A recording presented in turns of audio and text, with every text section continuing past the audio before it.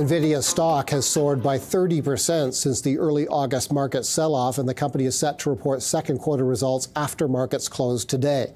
All eyes on whether Nvidia can continue its pace of revenue growth and address concerns over its next generation Blackwell chip. The results, as always, have the potential to affect the entire tech sector. For more on this, let's bring in an analyst who covers the stock, Matt Bryson, Senior Vice President at Wedbush Securities. Matt, thanks a lot for joining us. I believe you have raised your forecasts on Nvidia coming into these results, correct? I did. Why so? What have you raised and why?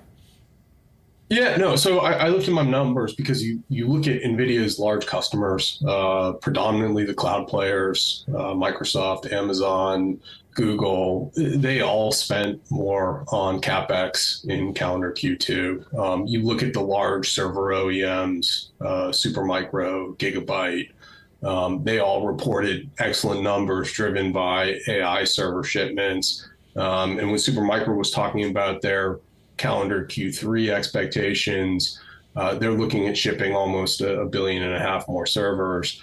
Add to that my own conversations with the Taiwanese supply chain, where Nvidia was securing more capacity for the Q3, Q4 timeframe. The Taiwanese server ODMs, who were really optimistic around how the second half played out. And I think NVIDIA had a very strong fiscal Q2, and I think they give us very strong guidance for fiscal Q3. And so I looked at my numbers to reflect that. The company is due, or at least expected, I believe, to provide an update on its Blackwell product. Tell us what that product is, and has it experienced difficulties or delays so far? Yeah, so Blackwell is the next generation of AI chip that NVIDIA was expected to release in the second half of this year.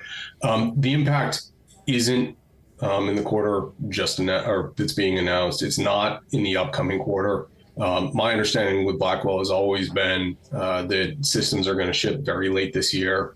A lot of the ramp is next year.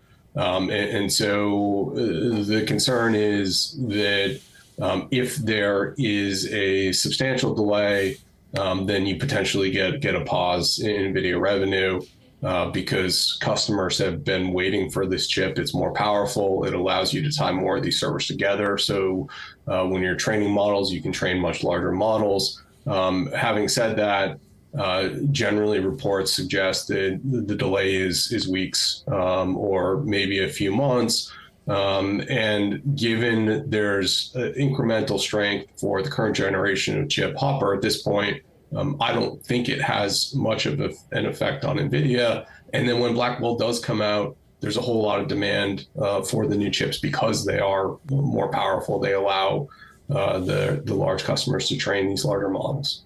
So there'll be all kinds of focus, of course, later today on the forward-looking guidance from NVIDIA. And with respect to Blackwell, I think I hear you saying that you don't think if it weighs on the forecast, it's not likely to be material. Is that correct? Yeah, so NVIDIA really only gives us 1 quarter forecast. And it shouldn't have, Blackwell, in my mind, was never going to really have any financial impact on their October quarter. I think the more important piece around Blackwell is simply what does management have to say about the delays? Do they reassure investors that any shifts are minimal in nature? Typically, NVIDIA doesn't talk a ton about new technologies, but I wouldn't be surprised if on the call they reiterate that they expect to ship product this year, and they expect that Blackwell will see significant demand as it ramps. The stock's now trading at about $128 per share.